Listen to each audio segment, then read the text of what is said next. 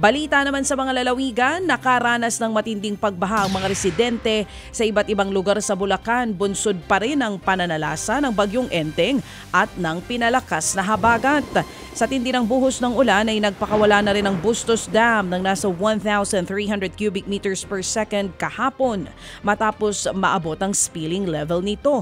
Ilan sa mga residente ng Marilao, Bulacan piniling bumalik sa kanilang mga bahay kahit hanggang tuhod na nga po ang taas ng baha. Ayon sa ilang residente ng lalawigan, kung ikukumpara ang bagyong Karina, mas matindi pa rin ang nagdaang bagyo. Hindi rin nakatakas sa matinding pagbaha ang mga residente sa Cainta, Rizal. Ang ilan sa mga residente kanya-kanyang suong ng gabewang na taas ng baha. Si Undersecretary Gilbert Cruz ng Presidential Anti-Organized Crime Commission o PAOK gumamit na nga ng aparador upang magsilbing bangka makapasok lamang sa kanyang trabaho.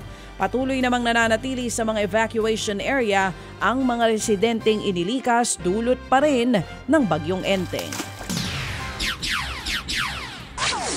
7 naman ang kumpirmadong nasawi matapos ang pananalasa ng matinding pag-ulan at landslide sa Antipolo, Rizal.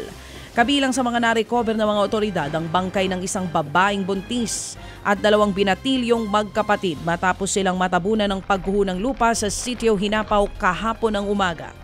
Ayon po sa mga otoridad, sa gitna nga ng malakas na buhos ng ulan, bigla na lamang gumuho ang gilid ng bundok kung saan sa paanan umuupa ang mga biktima. Bukod sa Sitio Hinapaw, isang bangkay din ang natagpo ang inaanod sakop ng Barangay San Isidro.